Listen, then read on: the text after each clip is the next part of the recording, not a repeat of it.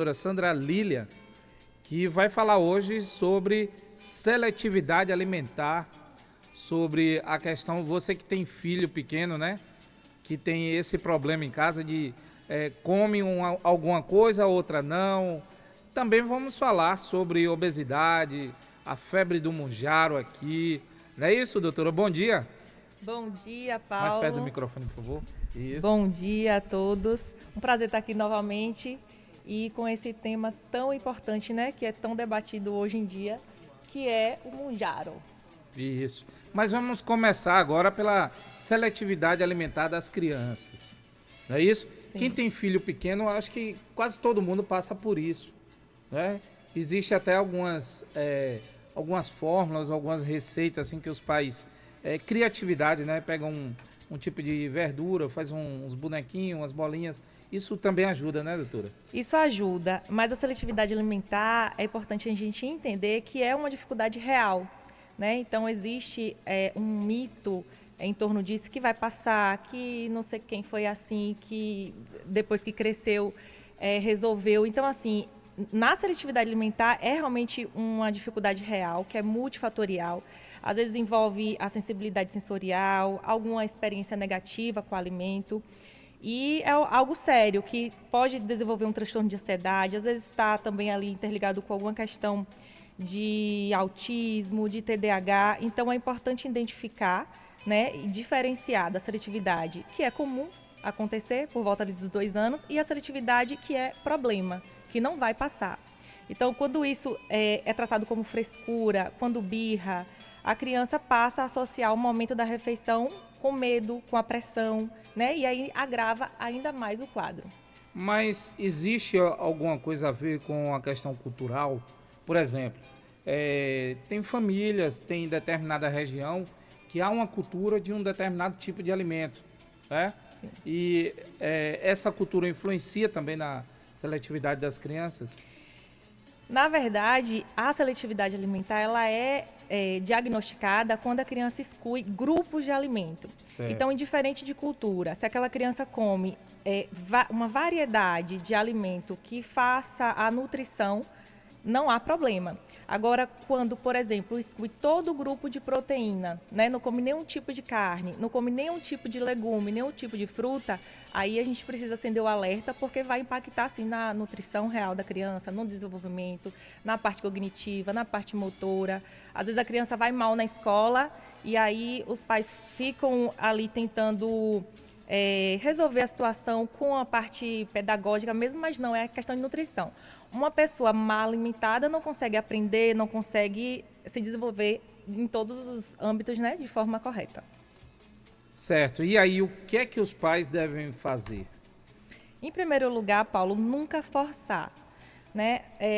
Isso aumenta a seletividade alimentar e pode gerar outros problemas, né? A fobia alimentar, tem outros transtornos, como o TARI mesmo, transtorno evitativo da alimentação. Então, assim, sempre vai piorar. Forçar não é uma opção.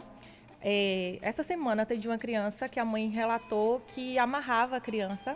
E assim, sem julgamento, porque os pais ficam mesmo desesperados, sem saber como solucionar, né? Imagina aí, uma criança de 4 anos que não come nada praticamente.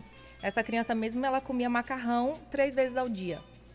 E a mãe, muito angustiada, querendo que ela comesse um outro tipo de alimento, falou que amarrou mesmo a criança na mesa, pegou a boquinha, abriu, e a outra pessoa foi lá e colocou a colher de carne na boca e a criança vomitou. Então, assim, esse tipo de atitude só vai reforçar ainda mais a alimentação, não vai resolver. E a solução seria mesmo a terapia alimentar, né? Que trabalha com segurança, com previsibilidade, com vínculo e exposição gradual ao alimento, respeitando o tempo da criança e oferecendo ali todos os nutrientes que a criança precisa para o seu desenvolvimento. Certo. E essas crianças que têm seletividade alimentar, existe algum suplemento alimentar, algum medicamento que pode ser incluído nessa terapia também? O suplemento alimentar, ele não deve ser a primeira coisa a oferecer, né? A gente vai ali ver a alimentação da criança. Tá faltando o quê? E aí, se precisar, a gente suplementa.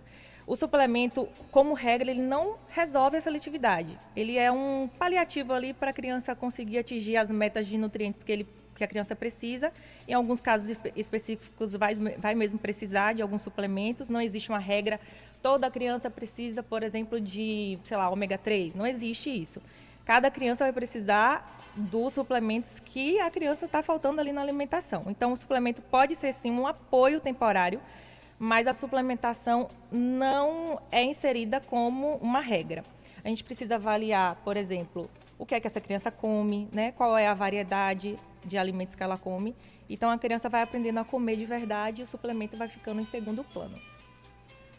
Uma criança que tem seletividade alimentar, ela pode se transformar em um adulto com algum tipo de deficiência Sim, com certeza. alimentícia, suplementar? Como é que fala? Eu tenho, viu, pacientes com idade adulta já e que tem seletividade alimentar. Provavelmente porque não foi tratada quando pequeno.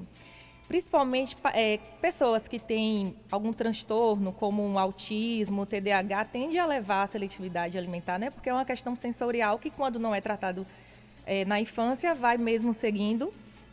E é importante que trate o quanto antes, porque uma criança, vamos imaginar, que come só carboidratos, né?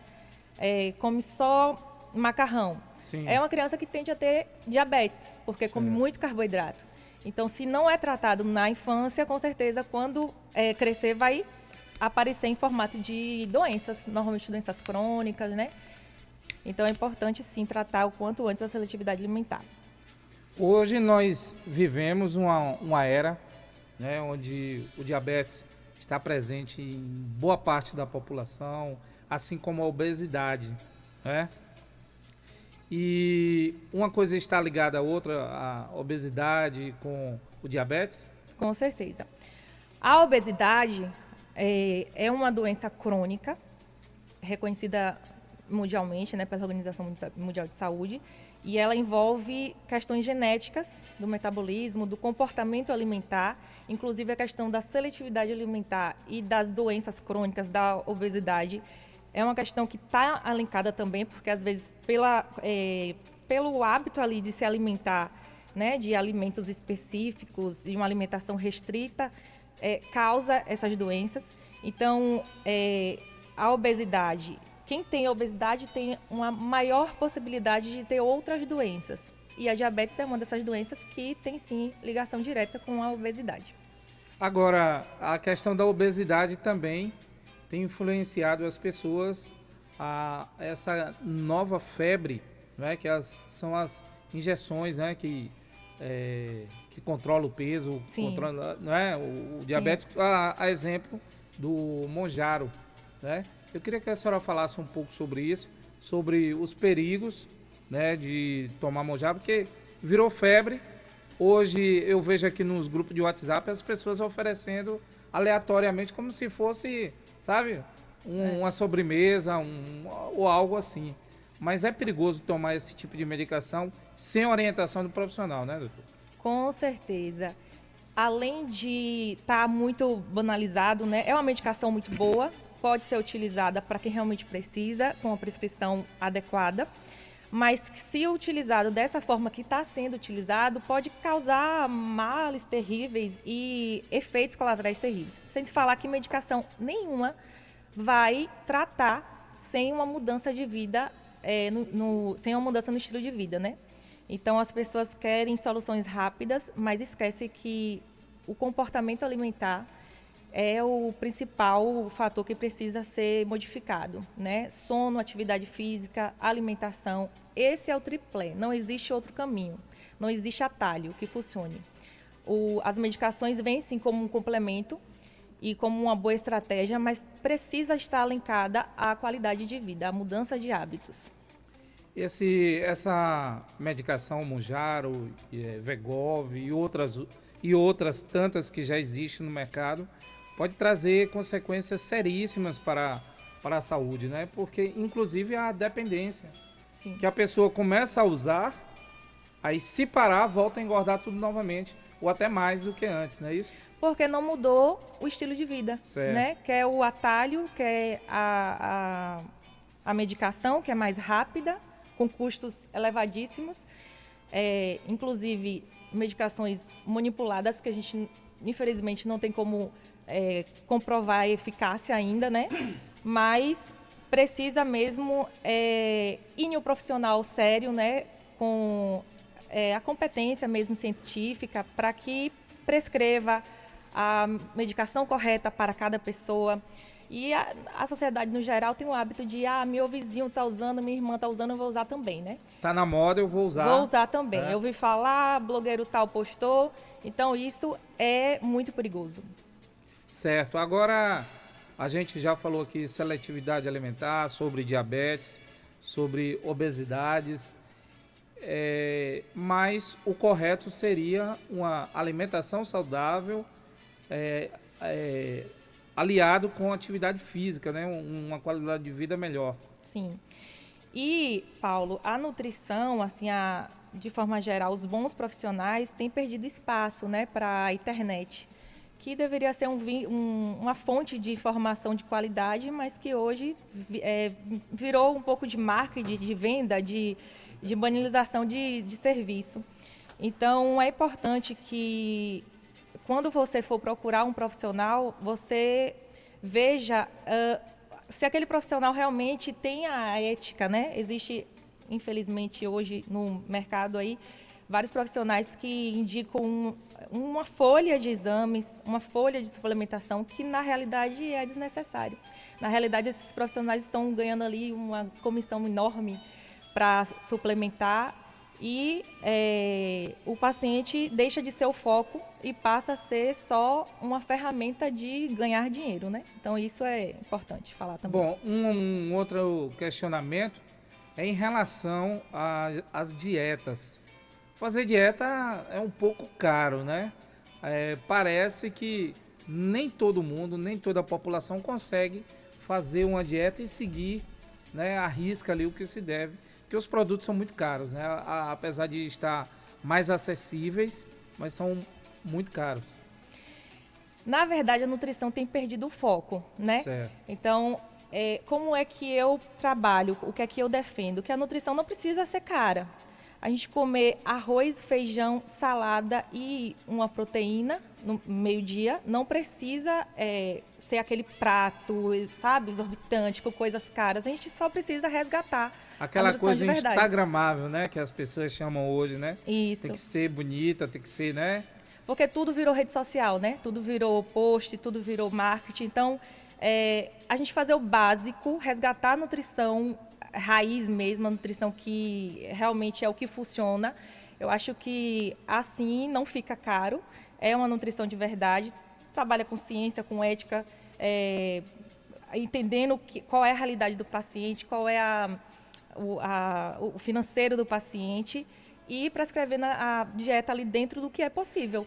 Porque não adianta também você entregar um papel com pratos com nomes diferentes, sendo que o paciente não faz a realidade do paciente, né? Certo. Doutora, eu quero agradecer a senhora pela presença. Muito obrigado. Eu acho que foi esclarecedora essa entrevista nossa aqui, esse bate-papo. Agora eu queria também que a senhora deixasse aí suas redes sociais para que as pessoas possam acompanhar o seu trabalho. Pronto, Paulo, eu que agradeço todo o espaço, todos que estão ouvindo. Quero dizer que o meu trabalho é construído de forma integrada com os profissionais. Eu acho que a nutrição não funciona de forma assim individual. A gente precisa de outros apoios, né? Sim. E na seletividade alimentar, eu trabalho mesmo com o foco do cuidado da criança, olhando não só a parte da alimentação, mas toda a rotina. E eu queria deixar aqui a rede social da Aldeia do Tio Pedro, que é uma parceria que eu tenho feito com um médico, pediatra, nutrólogo, que vem com um projeto inovador maravilhoso, assim, que é a expansão para toda a rede nacional, né? E que vê justamente isso, aquele cuidado integral que você tem que ter com a criança. A criança não é só comida, não é só escola, né? Então precisa dos avós, precisa dos pais, da equipe. Então é bem legal.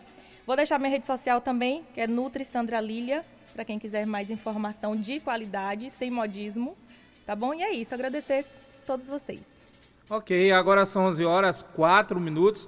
Nós ouvimos então a nutricionista Sandra Lília, né? Com esse bate-papo muito gostoso, falando sobre seletividade alimentar, obesidade, diabetes, enfim. E repetir a rede social, @. Nutri Sandra Lília. Pronto, tá dado o